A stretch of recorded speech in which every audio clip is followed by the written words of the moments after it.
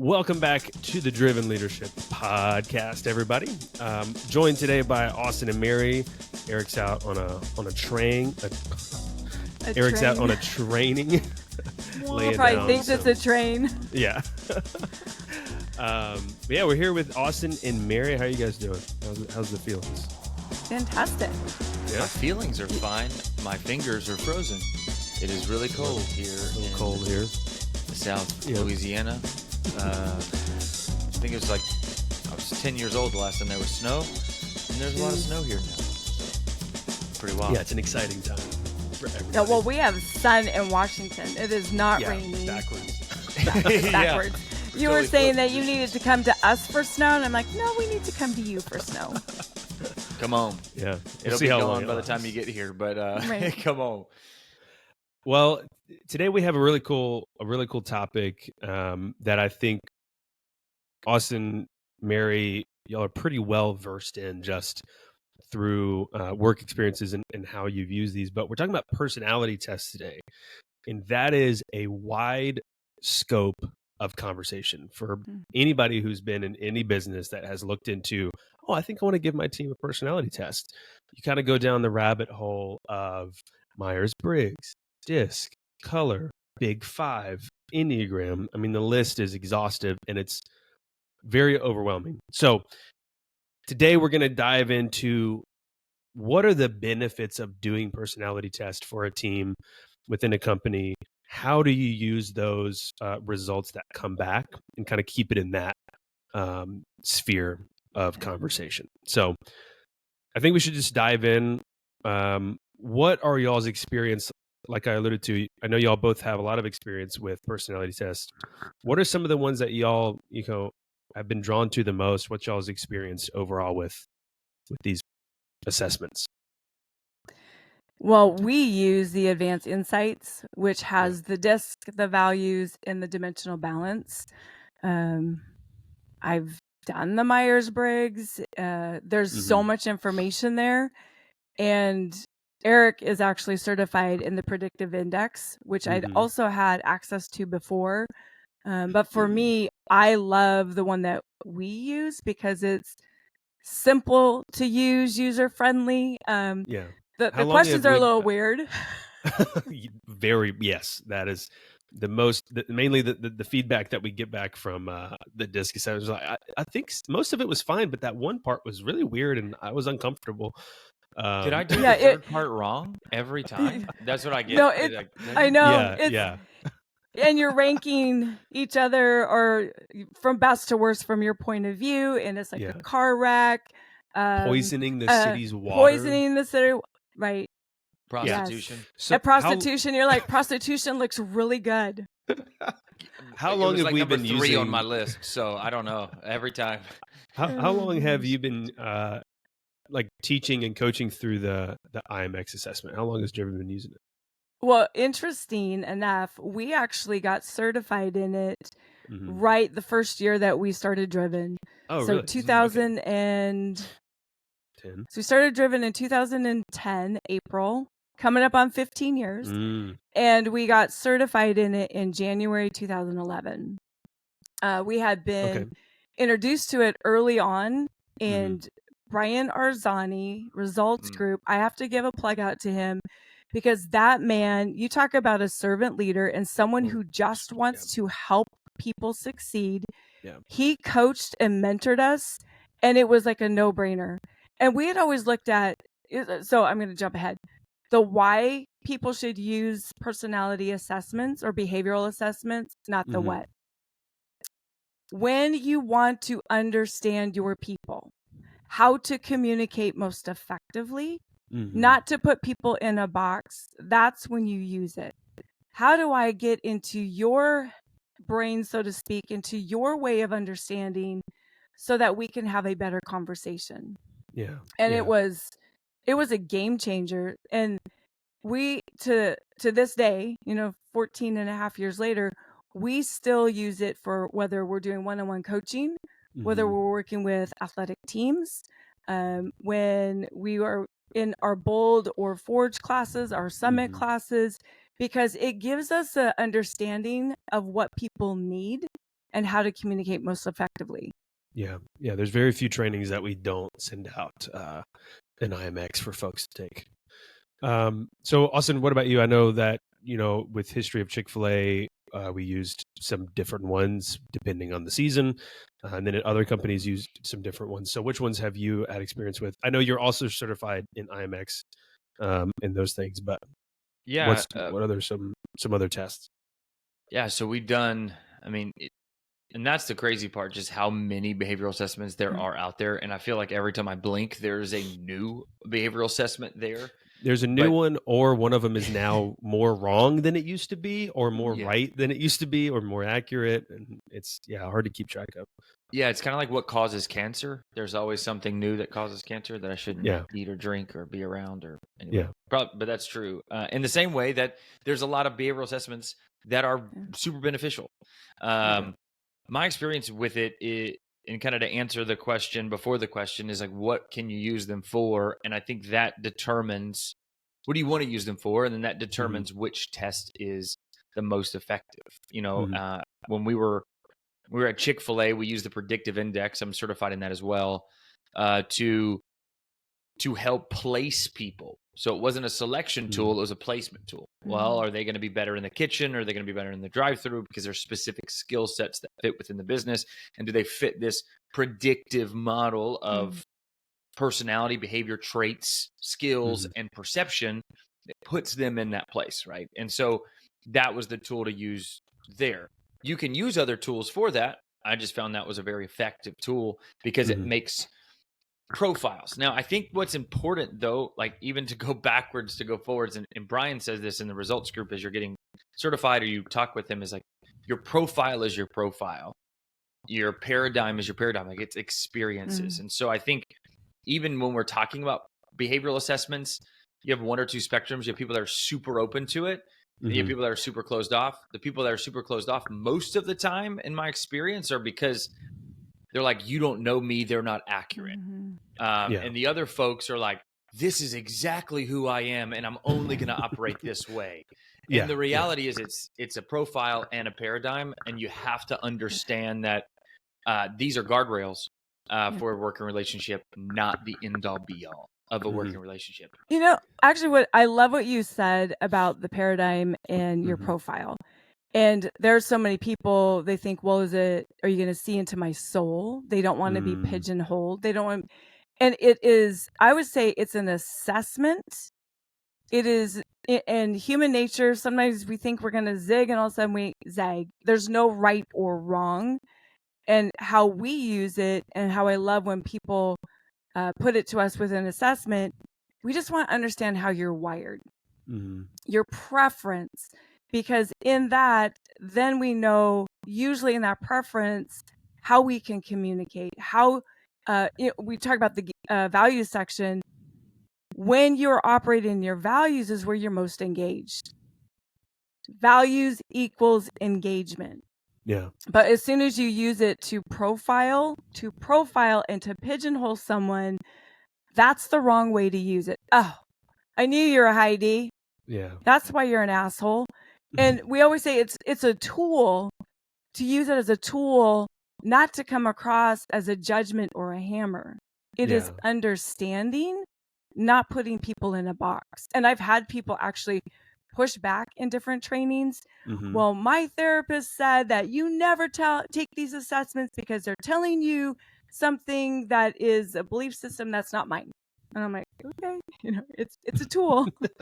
I'm not saying this is, No, and that's why I do want to sit here for a minute and really, and based on experience and what you've guys seen, like, how do you practically, because we use them in the context of training leadership development classes. And so we want to get a full scope to understand what types of people are in these classes so that we can train them most effectively. And then, of course, we train them how to read their own assessments. But in the realm of like being a business owner and taking these assessments or giving these assessments to your team, how do you effectively use them to coach and train within your team?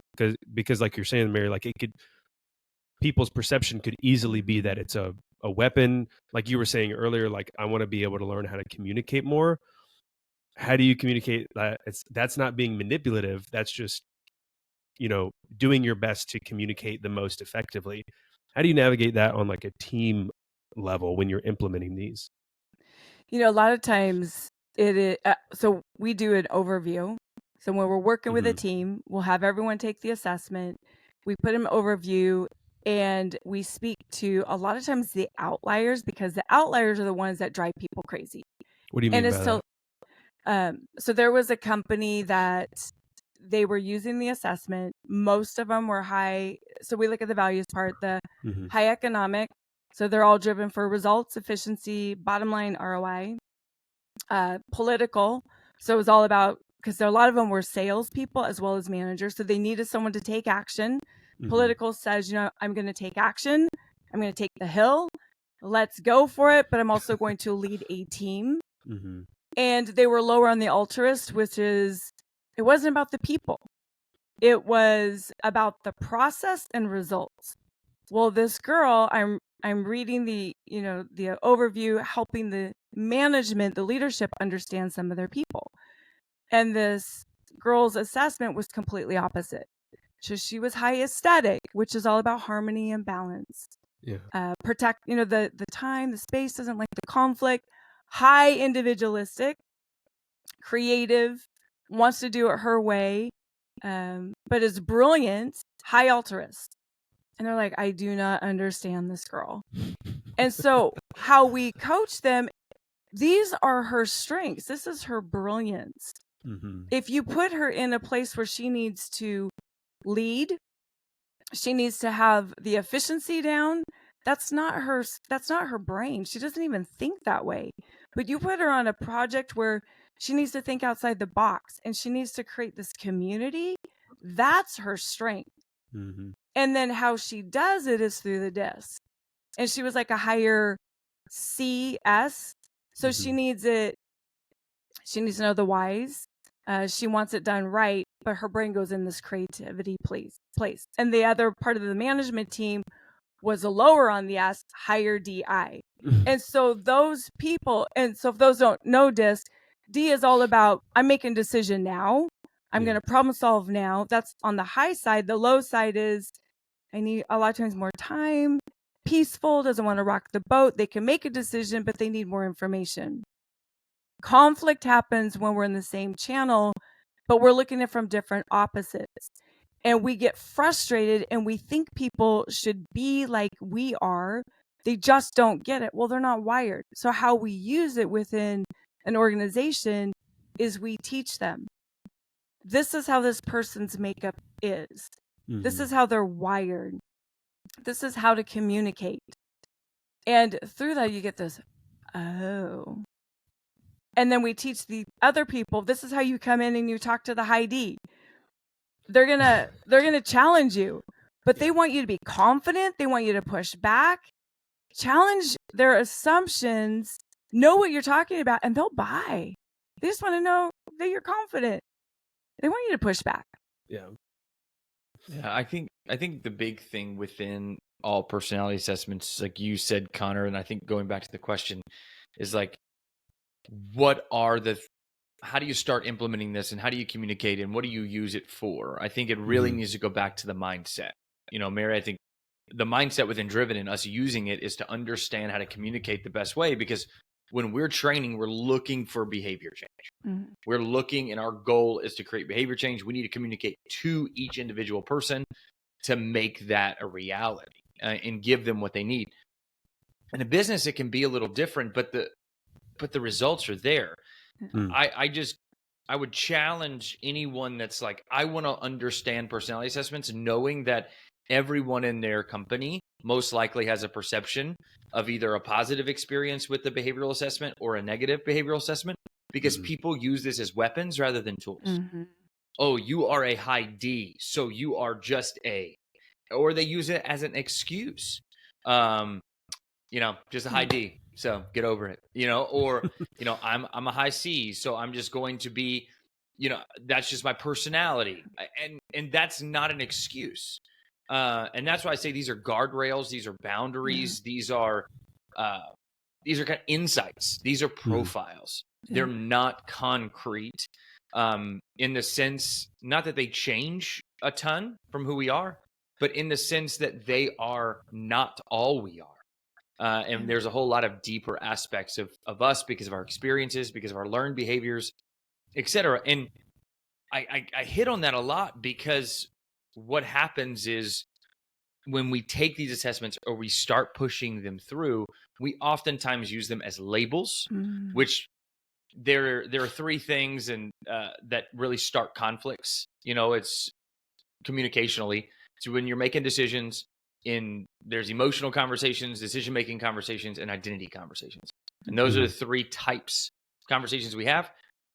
It's really beneficial when you're dealing with personality assessments to understand, okay, I is going to deal more with emotional. Decision-makings are going to be high Ds. But we have to be really careful because what creates conflict is identifying someone in something they don't identify themselves as. So if we go, oh, you're just a high D. Hold on, what is that? Now I'm offended. Now I'm upset. Now I am hurt. Or you're just a low S or you're a low C, so you can't do that. Like those are realities at times. Like that's not how I'm wired. But if I don't want to be in that box, it can be. So when you're implementing this, it's not an easy transition. It's not an overnight thing. Well, and I think the largest thing there is just when we get started on behavioral assessments, understanding, communicating the purposes behind it, and being very clear on how you're going to use it.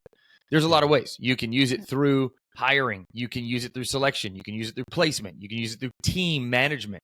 A big part of the predictive index and even in the IMX is understanding who you will be led well by. So there's a lot of different ways to use them. There's a large group of companies that have done the color code test because it's easy to understand and really help kind of put people there. But all of them we have tendency as people to put people to what Mary, you said it perfectly, that we put them in boxes. And just want to keep reiterating, the mindset cannot be to box someone in, but to understand deeper and then understand further than even the profile itself. It's one thing to know the profile, but that's not the end of the journey. It's just a start for really understanding you, like your team or your people. I can say that when we learned the advanced insights, and it's so weird because back then it was the IMX, it was the intermetrics. Oh yes, advanced, and then they changed it to the advanced insights. Advanced insights, yes. Oh my goodness, I had my entire family take it. I had my daughters take it, and I thought, oh my goodness, if I would have had this when you were teenagers, our lives would have been so much easier. Yeah. All of my siblings, my mom took it, and I was like, oh Lord, I am the only one in my family that is a low C, which for those of you who do not know on the disc, the C is all about the conscientious. It is the right, wrong, yes, no, black, white. I don't have it. I do a little bit, but I don't give a shit. And all of my family is like high. They're like 88, 99. So my oldest daughter, she's like a 88 C, and my youngest one is up there too. I'm a 10. Like I miss the details. And I drive everyone crazy because I'm like, so and now let's just figure it out. Does that be right? Why are you waiting for it to be right? And they're so afraid. And I'm like, oh my gosh, because I was pushing my ideas and agenda on them, not understanding where they're coming from. Out of all my siblings, I'm the high I. And that's all about the people. I mean, I'm 99. Give me the world. Let me change the world. Plus, I'm a high altruist. Yeah. And my siblings and I were always like, we were so opposite. We're really tight, but we're opposite. My daughters are maybe on the mid 50-ish on the altruist. And they're like, oh my God, my mother, she's talking to everyone. It doesn't matter if we're in the elevator. So bringing awareness, and you take that into teams. So the college sports teams that we work with, teaching the coaches how to communicate more effectively with their players using it has been a game changer. Teaching the athletes how to buy into the system of the coaches if they're high regulatory on the value, which means they want traditional way of thinking and doing, and they follow the systems, but it typically is the system that they were taught. And now they're with a new coach and it might be a new system. So creating dialogue within a team is life-changing because it gives you the understanding why sometimes people push back, why they're not buying in. It really gives you a starting place, right? To really dig in further. And I can just speak for this team specifically. Like, we use the advanced insights in our trainings, but we also use it individually. And it really aids us in conversation. It aids us in job tasking. Yeah. Like, hey, I need somebody to edit this thing because I think my C is lower than Mary's on every level. And so it's like, I need somebody to do this because if I'm going to miss it, and it's not because I don't care, and it's not because I don't want it to be correct, it's that that's just the way my brain tends to function. It doesn't mean I can't outlearn it, and it's not an excuse. It's one of the things that is the starting place for me, and also a place where I know, hey, I need to show a lot of intentionality there. So at the same side, in the same way, there's an understanding of what's going on. There's also the self-improvement. So there's self-awareness. And you said this earlier, kind of like, why would I use this in my business? Your people need self-awareness. And the more self-aware, the more emotional intelligent we can be. Mm-hmm. And emotional intelligence is defined as understanding and knowing my own self, and then managing and operating in other people's selves as well, and how those things correlate and correspond. And so this helps your self-awareness. It helps team cohesion through communication, as Mary's talking about, through sports teams and various different leadership. Everyone can learn more about anybody else. And it really does give us a true glimpse in a framework. You know, we talk about this a lot in our summit class on communication, but mental models are extremely important. Mental models help us understand very complex things and put them into very speakable terms, to where it's very quick. I can identify certain things, break it down, and then be able to respond accordingly. That's all personality and behavioral assessments are just mental models. You are a D, you are an I, you are an S, or you're a C. Well, all of a sudden I know what that is quickly. I can respond correctly, and then we can move forward together in a more effective way. And that's why I think you could argue, you know, in this conversation of, like, you know, we started talking about, which I think we've really only talked about the DISC and the PI, but there's so many personality assessments out there, and to the point of them just being mental models. I would argue, and I have told people before, it doesn't really matter in the grand scheme of personality assessments which one you start with. If your company has never done one, you don't know where to start, I think you could pull one out of a hat, implement it. And if you implement it well, doing the things that we're talking about, where you don't make it identity conversations, you allow it to change your paradigm and shift your perspectives. All the mental models are roughly the same. It's just to turn the mirror back on yourself, allow for that team cohesion.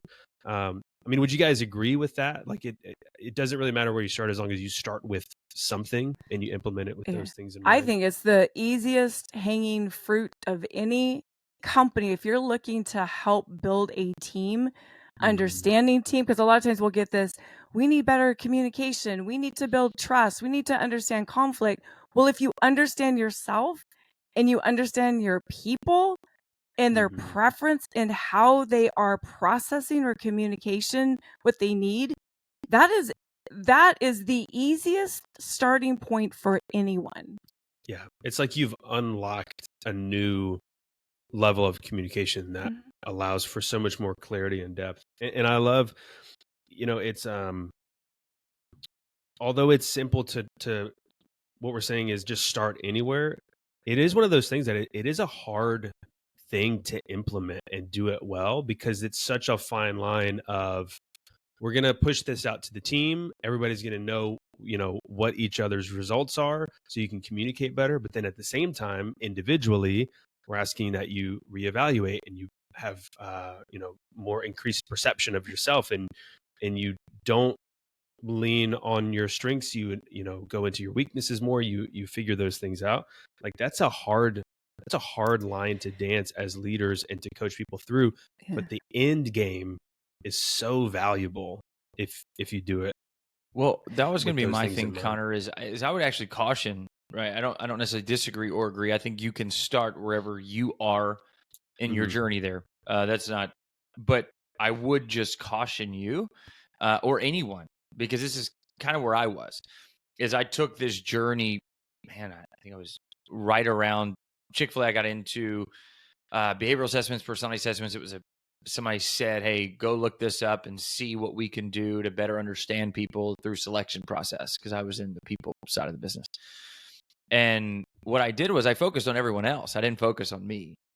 And so as I was giving these assessments, my mentality was, let me profile you. Not let me understand more about me. And so as we started going down this road, I got myself in a really weird spot, because people were like, cool, you know me, but you're not, you may be these things, but you're not living up to that. You're not understanding that. Like you're not communicating to me in the way that you're saying that I should be communicated to. So what do you mean? Like, why is this even important? And so I think there's this massive side of consistency there. And so if you're looking at where to start behaviorally in your business or in just in yourself, start with you.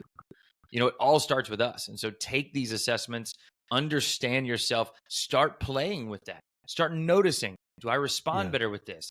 Is that a tendency of mine? Is that accurate? And then communicating your results out to the team, from what I have found, starts to create this snowball of curiosity that then people go, can you send me that? What is that? That's really interesting. Like take multiple ones and then send out your team the one that you resonate with, because if you can't get behind or you don't understand the results, and this is with the caveat of like, if you're not getting a third party involved, like driven to come help train and teach these things, if you're doing this on your own, that would be the way. Also want a word of caution, because this happened in a couple assessments that I took.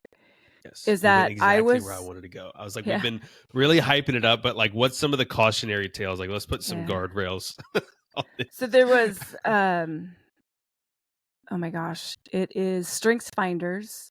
And the way it was presented, because I didn't have one of the top strengths that the company was looking for that they deemed as their value, and it wasn't my top 5, that there was something wrong. There was another one, Emergenetics, that I used, and it is, I just know I remember the colors. I think Eric was gonna get certified, but he never did. But it's blue, green, and red. And blue is like process. That's it. Red is the people. No, there's the yellow. There's a yellow. Yellow is creativity. And I was a blue, green, and a red, which is process, people, details. And then my yellow is creativity. It was super low. And I was told, you are not a creative person. Would never want you to ever be in anything with creativity. So here we start, driven, and in the back of my mind, I was told I was not a creative person. I'm not a yellow. And I had to come against, you talk about a fear or a belief that I couldn't do it. And then someone introduced me to numerology, and they did this number thing. And it was like 11s or something. And it came up that I was a super creative person. And I'm like, I'm so confused, because a lot of the numerologies, I resonated with some of the strengths. And I had to stop and step back and think, well, can I create? I can create. In fact, I was creating all of our classes from Driven or for Driven until Austin showed up. Yeah. And what I realized is that we all have strengths, and you cannot have an assessment tell you you are not something. We all have something in us. Maybe I don't create from scratch. I'm a brilliant creator when I have an idea and I build on top of someone else's idea. I am brilliant. In fact, that became one of my affirmations. I am a powerful creator, and I am. But it was that assessment that told me I wasn't. So for years, I wouldn't even put myself in a position to create because I was told I couldn't. Yeah.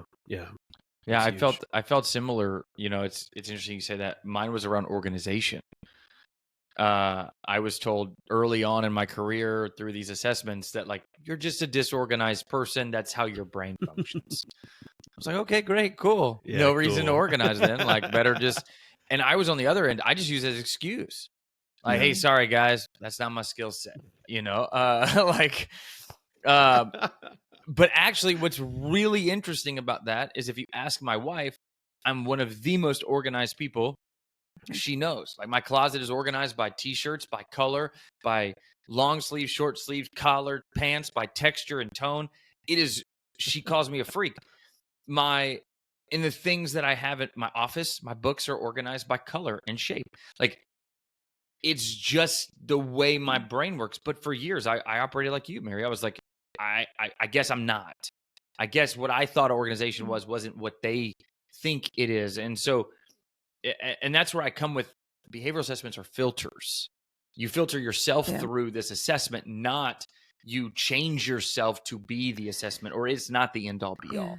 Well, and I love what Brian Arzani says. It's a preference. Yes. It's a preference. So if you're looking at the behavioral assessment or the personality assessment, and you go through the lens of what's my preference, not who am I, because you cannot get a behavioral assessment or a profile to say this is who you are. Who you are, yeah. No, none of them. All of them have to deal with preference. I mean, I think you can, but it's in a tent with a couple different cards and a candle or two. But I mean, that's just different.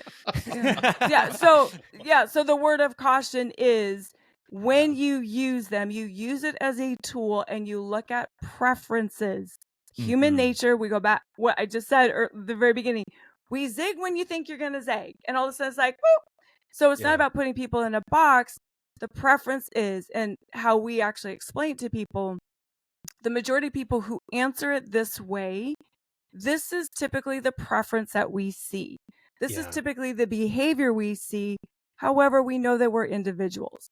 So if this is you, or if you relate to this, this is typically how you would respond.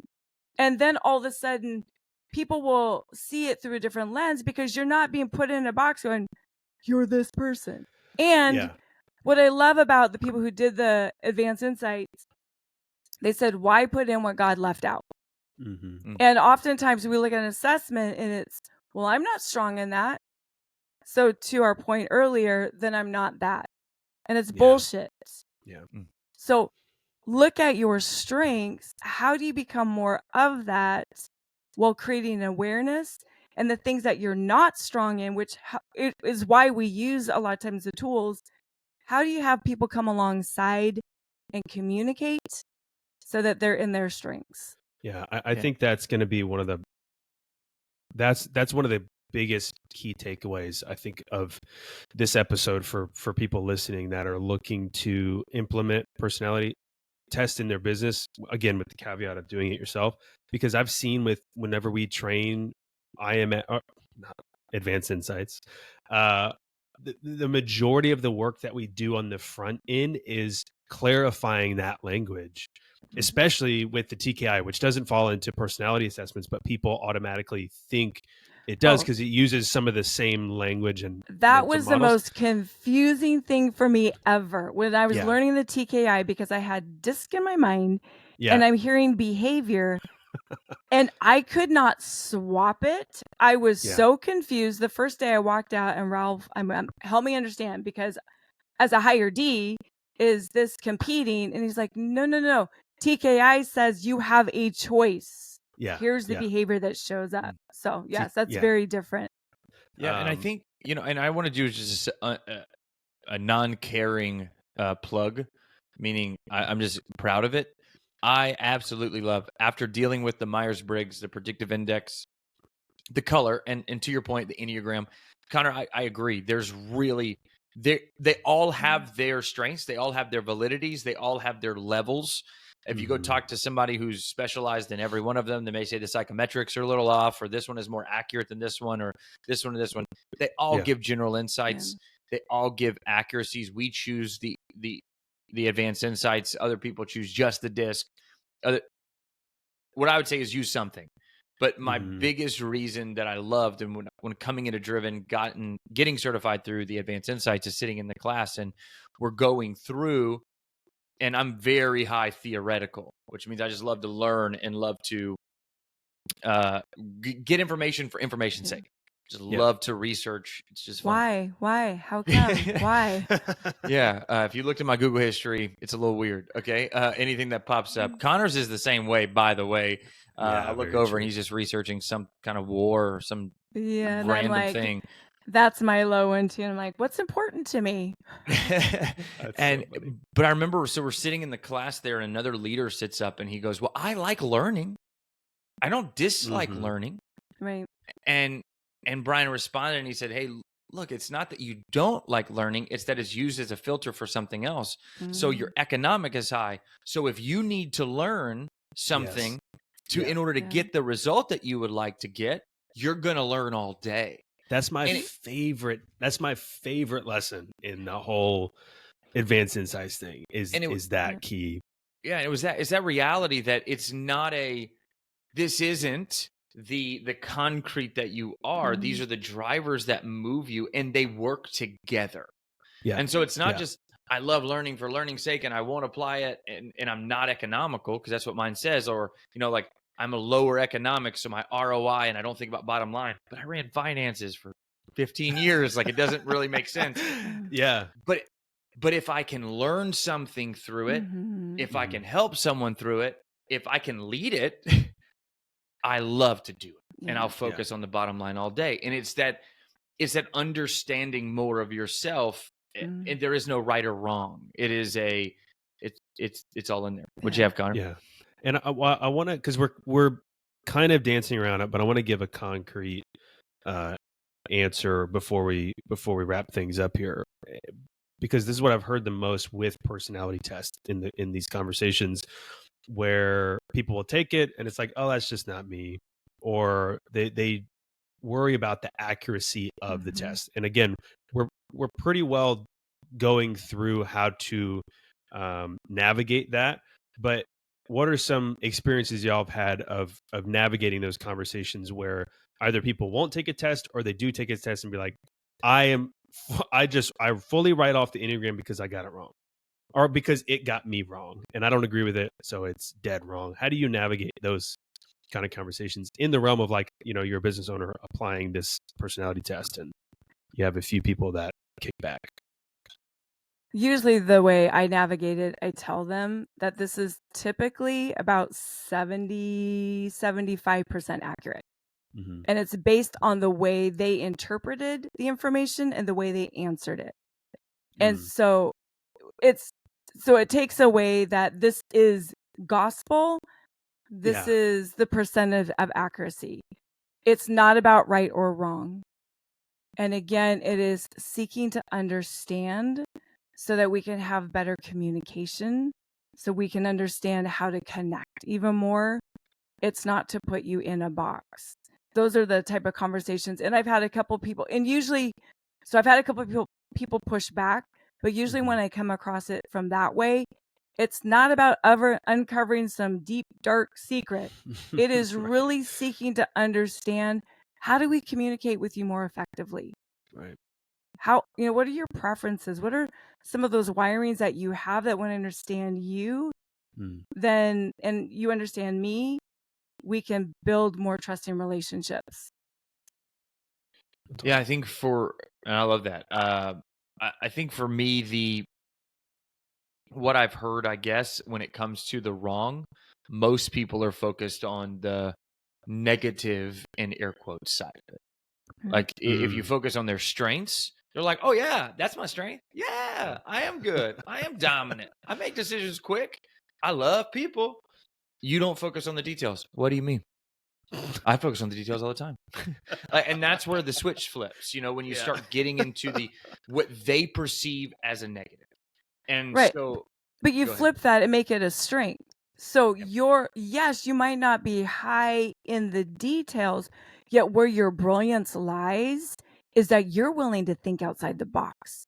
You're willing to take action a little bit quicker.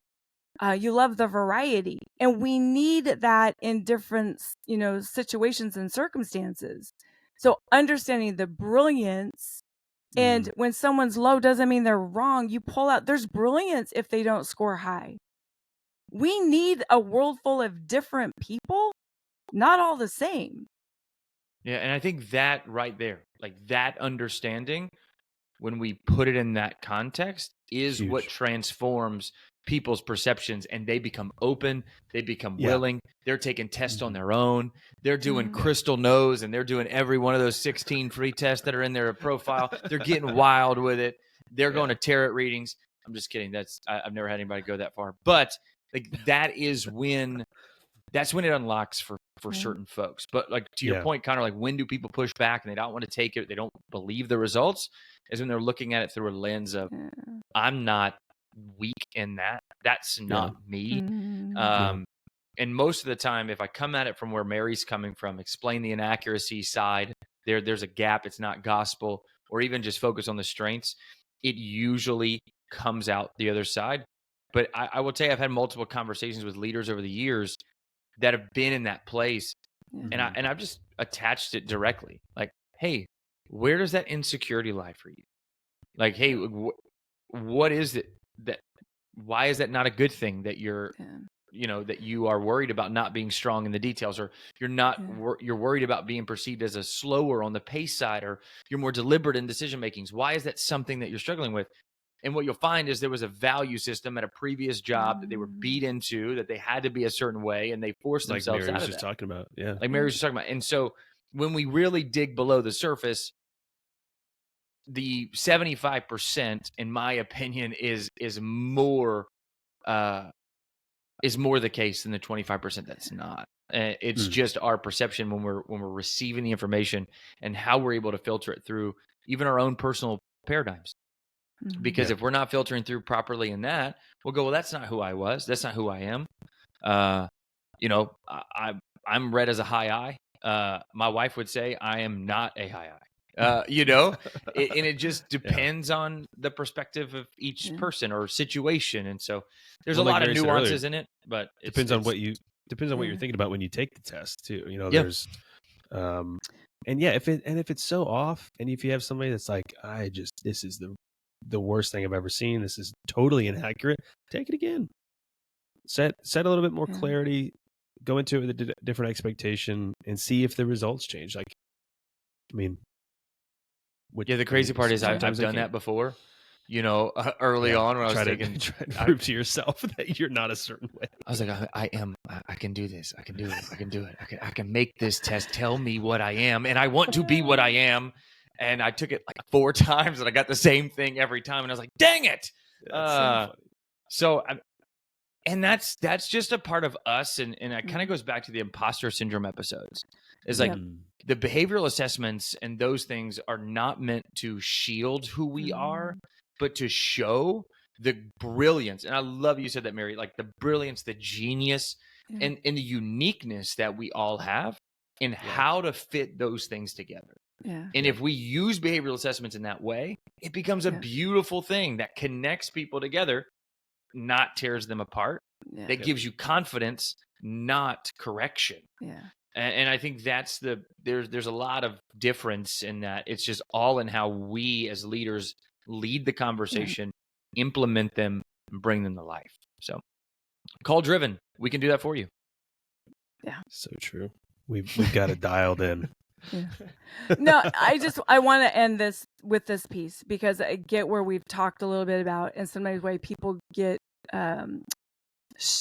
trigger shy in a way to pull an assessment if there's not trust in a company organization, and the team thinks that it's going to be used against them. That's when people push back. So if you are using or want to use it, you want to use it in the right way, and making sure that you're communicating, and that's not going to be held over someone's head because they don't fit into a certain box. If that's what you're looking for, do not use an assessment. Preach. Yeah, that's very true. Funnily enough, I think we've done this episode maybe a little backwards, where we've ended with how to approach them, how to set it up for success within your team. And then the beginning, we talked about how to use it on your team. So you've already come to the end of the episode, but just play it backwards, and that'll be more effective for you. What does Missy Elliott always say? Welcome to the driven team. What does we Missy get Elliott there? always say? I know. Flip it and reverse it. It's y'all flip it fine, yeah. It's y'all flip it fine, yeah. So just flip it and reverse it, like Missy Elliott taught us in the '90s, and you'll be fine. You'll get this done. My only final thought is, don't use anything we've said as an excuse to not do them. Yeah. Pursue better for yourself and for your team. And if there's not trust, build it. And I just want to encourage you, like, do it. It transforms teams, it transforms companies, it transforms organizations when you begin to use this language, see brilliance, see people differently, communicate effectively. It will affect your culture. And so all the things we've said that are cautionary, real, and really take them into care, but don't let that be an excuse. Let's work together. So. Well, if you are interested in advanced insight trainings, we can come see you in person, or we can do it online. We can be there for a full day. We can be there for a half day. Anything gets the job done, really. Email us, info@drivenleadership.com. As you can tell, we're pretty passionate about this stuff. It's fantastic. And yeah, again, a huge shout out to Brian. What's his name? Arzani. And again, a huge shout out to Brian Arzani. What's his name? Arzani. Brian Arzani. And again, a huge shout out to Brian Arzani at the Results Group. Did I get it right? No, you did not. Just take it. Just take it, Mary. And a huge shout out to Brian Arzani at the Results Group. That's what I was just about to say. Yeah, thank you. Yeah. Huge shout out. They do amazing work. Brian's so passionate about it, like unbelievably so. Yeah. Man, when you told me I had a 2-hour certification, or I'm sorry, a 2-day, 8-hour each day certification on the IMX, I was like, man, this guy better be good. This is gonna be miserable if not. And it was. And it was phenomenal. So if that's something you're interested in, call our boy Brian Arflani. Oh, he's amazing. You talk about an authentic leader, someone who truly wants other people to level up. We are driven is where we are at today, especially with the advanced insights, all because of Brian. Yeah. Well, that's a great note to end on. I love that. Well, as always, everybody, thanks for listening, and as always, Austin, Mary, thanks for chatting through this. It's fun. Absolutely. And we'll see you in next week's episode, everybody. See ya. See ya. Lead well.